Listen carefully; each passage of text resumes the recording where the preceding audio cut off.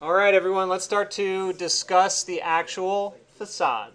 So you saw a simplified version of what we generated before, okay? And that was, we took the skin, we extruded it or offset it 6 inches off the building in order to create a datum plane that we're going to operate on. So that datum plane really is these elements right here. So we can make another copy of this in order to start generating a facade system for each one. Luckily, I have that whole system already set up over here, so I'll just copy these and move them down.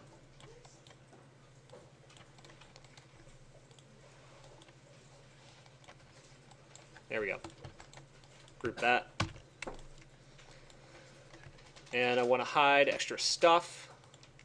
So there's my structure, there's my floor plates, and now I'm just going to be working on skin. So in case you missed that, all I did, I turned all this stuff off and just left the structure on. That's all.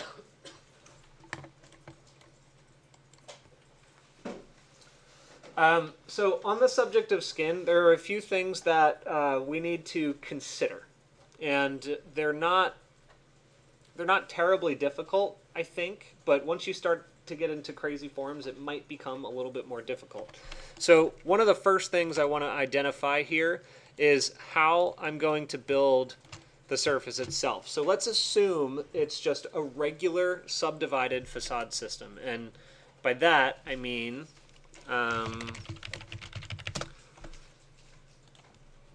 let's find something that's very regular. I Google high-rise tower and they're all very cool looking, but that's not what I want.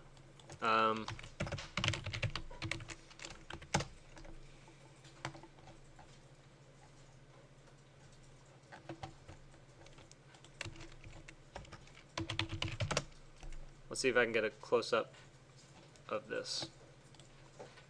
Yeah, sure, something like that. Okay, so by a regular facade system, I mean something like this that is just panels, right? So every floor has a panel. That panel is, made with glazing and all that stuff, and it gets mounted onto the floor slabs or floor assembly, however that structure works. The trouble we're going to have is that our facade actually extends into the structure we've created.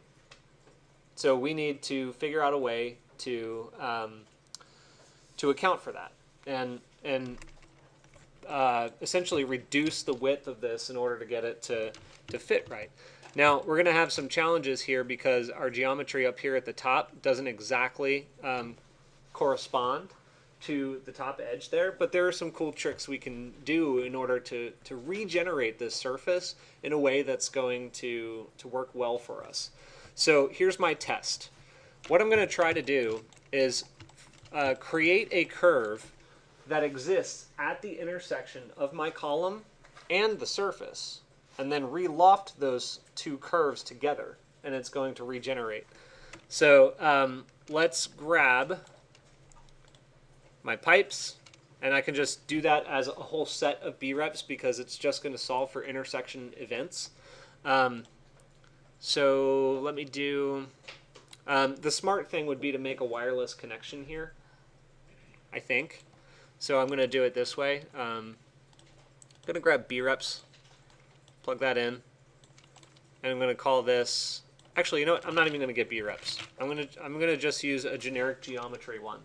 Okay, because I don't know if I'm going to use it as a surface or a B-rep. Don't know yet. So let's do geometry. Plug that in. And I'll call this tapered columns.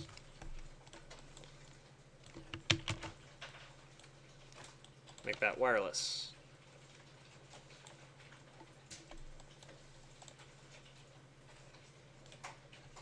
And pull it down here.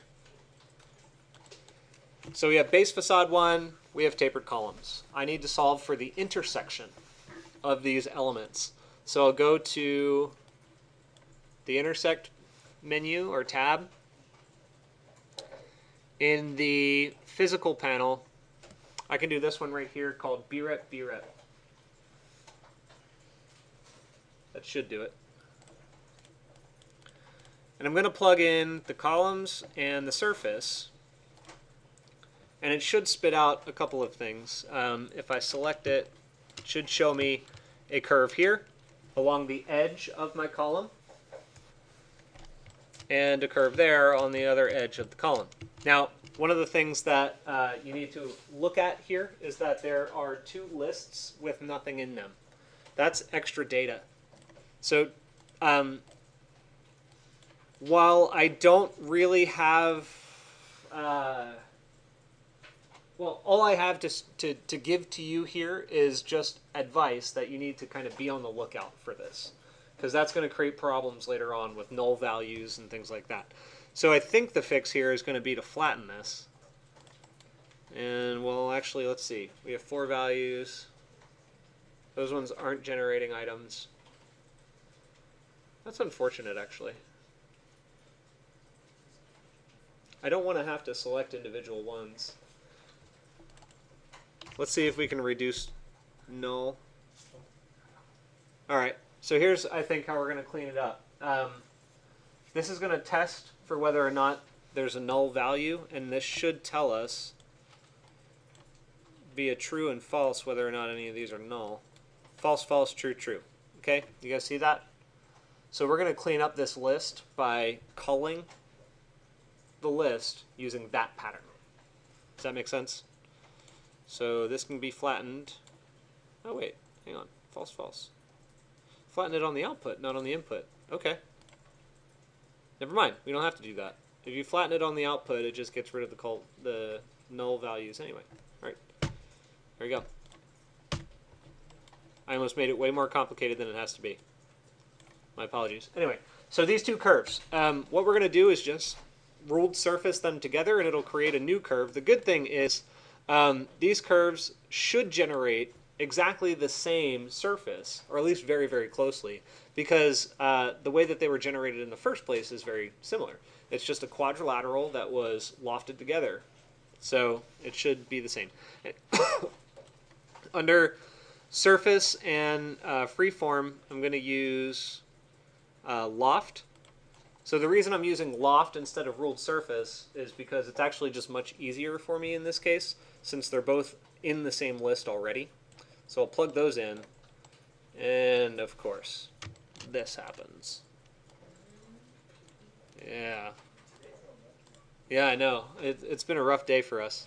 But this happens from time to time. So anyway, what's happening here, unfortunately, is the direction of each of those curves regrettably decided to go opposite directions. Reverse? Yeah, so we're going to have to reverse one of the curves and then reconstruct it. That's really unfortunate. So let's do, I think we can explode.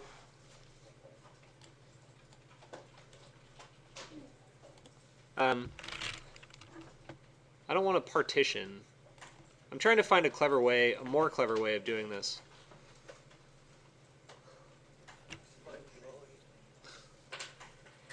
Yeah, let's just do it this way. We'll explode it. Yeah, so we plug this in here, and what it's going to give us is each branch of the tree. And in order to get each branch of the tree, it has to be grafted into separate groups. So even though we flattened this here, we are now going to graft it again back up into a group in this one. So it's a little redundant, but now we have one curve there and one curve there, and that makes a little bit more sense for us. Okay, so that's set, and I just need to flip one. Hopefully this is going to work for us this time. So we flip that curve, and then we have the other curve here. And theoretically, now that they're in two separate groups, I'm going to use ruled surf instead. Okay, so ruled surf there, this surface goes in here, and there we have our surface. That's clear enough, right?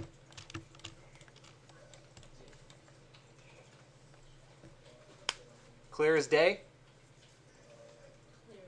So if you just get the same result and flip the other thing? What's that? If you get the same result after exploding it and flipping a curve? Yeah. You should not get the same result after exploding it and flipping a curve. I'll come take a look.